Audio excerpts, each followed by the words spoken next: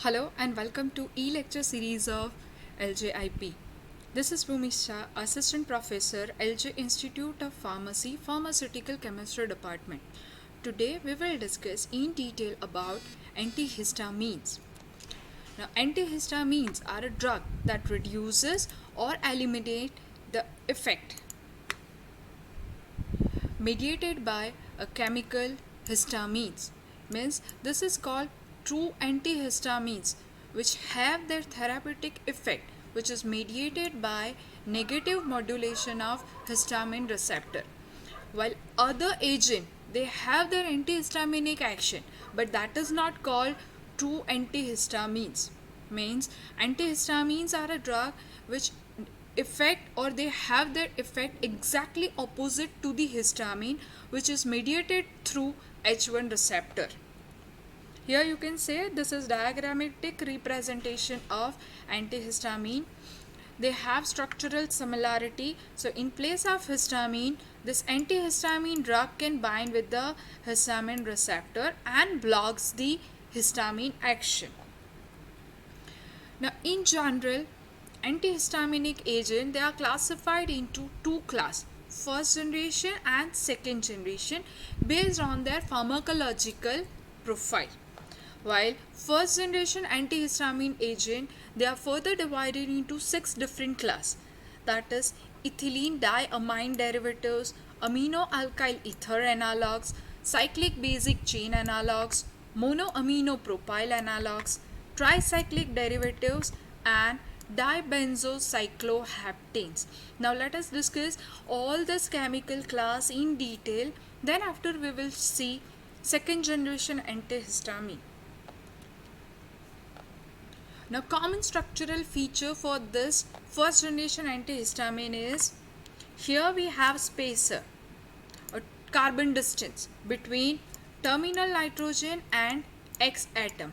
Due to this X atom we have classification of first generation antihistamine, and to that we have two aromatic substitution, while this terminal nitrogen is tertiary.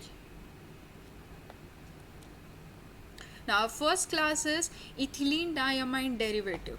So here you can say ethylene, so spacer is 2 carbon, diamine, so X becomes your nitrogen. So this is a common structure of ethylene diamine derivative. In all the case we have difference here at the X position. As ethylene diamine derivatives we have two drugs, that is triple-enamine and entazoline. Okay, here you can see common structure, 2 carbon distance, terminal nitrogen, tertiary amine, and this nitrogen have two aromatic attachment.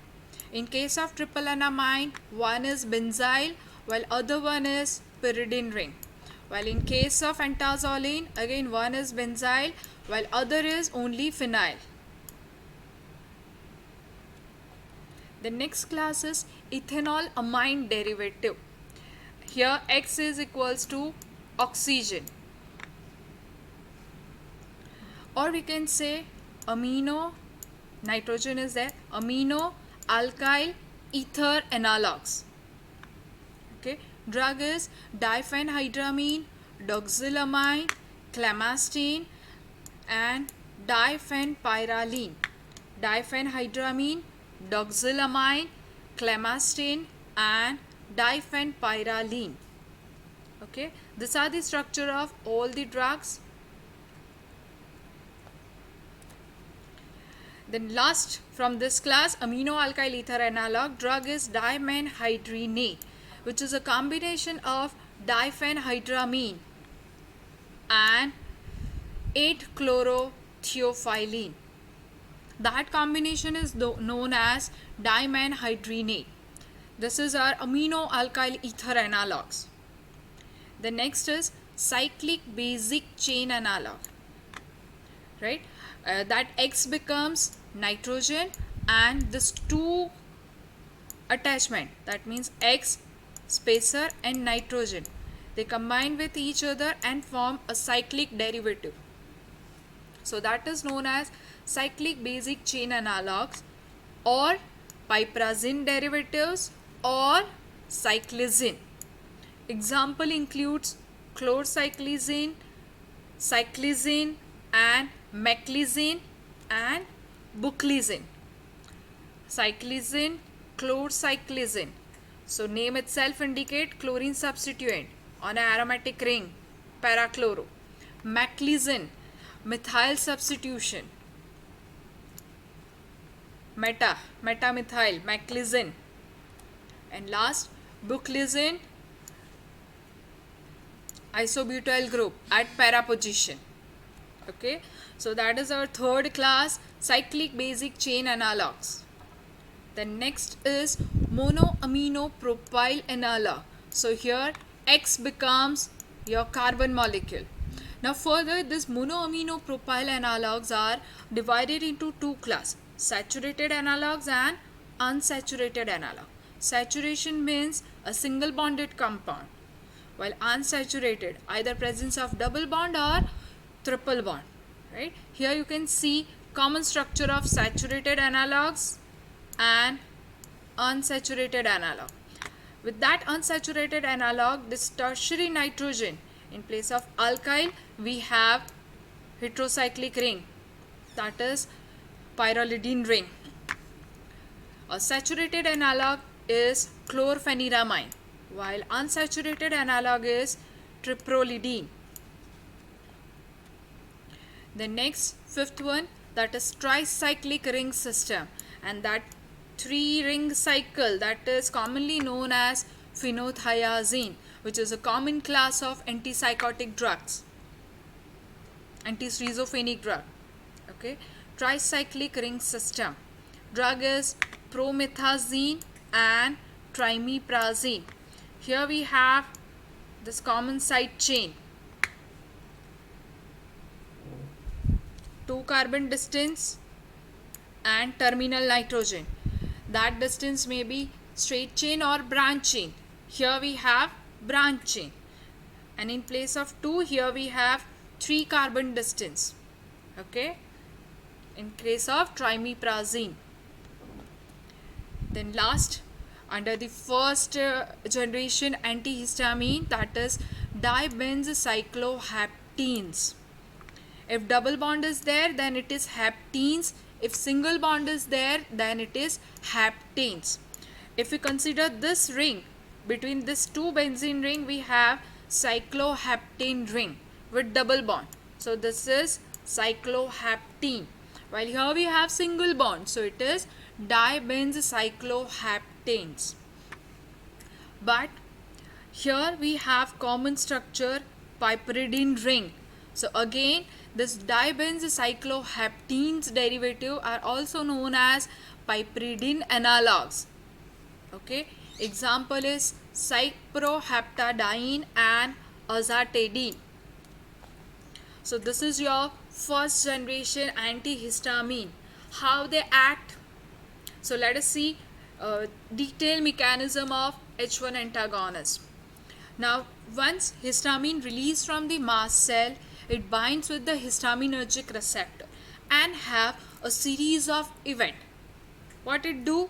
When histamine binds with the histamine receptor, in that receptor it couple with phospholipase C enzyme, and due to that complex they form or they initiate IP3 and DAG formation, inositol triphosphate and diacyl glycerol formation, that is from phospholipid which is present in a cell membrane, right? So with the help of this lipase enzyme, this histamine, when bind with the histamine receptor, that will initiate the formation of inositol triphosphate and diacyl glycerol, which causes release of calcium from endoplasmic reticulum.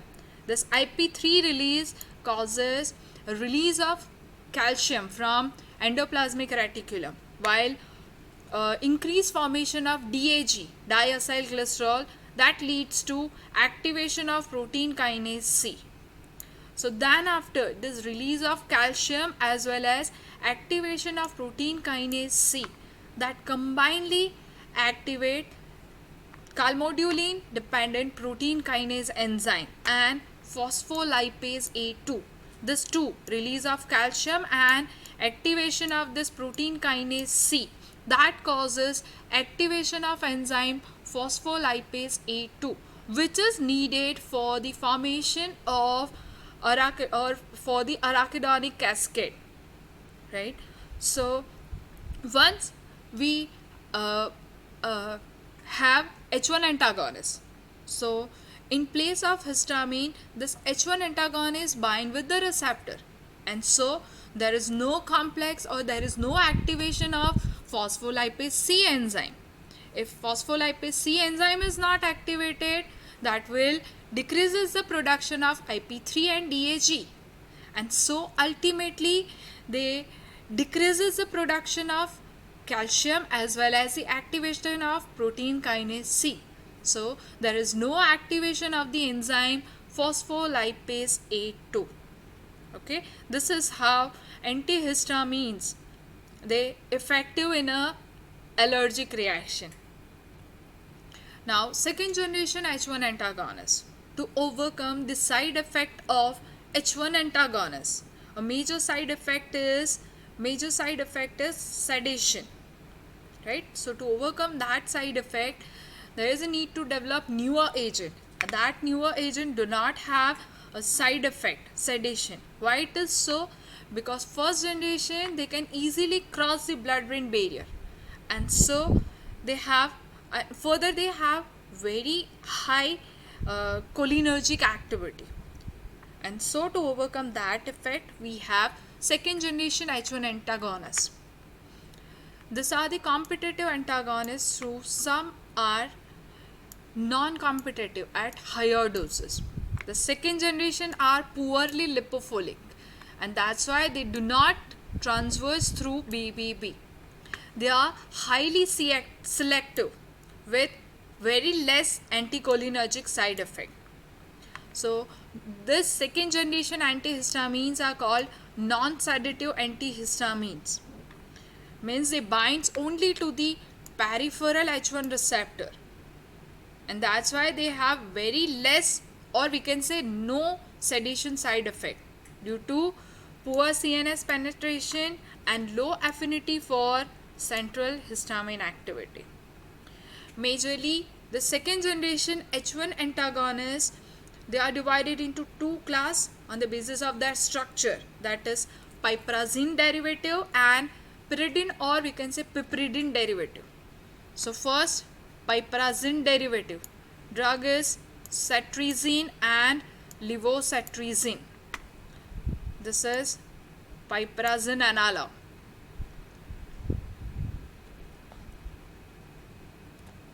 The next, pyridine and piperidine derivatives.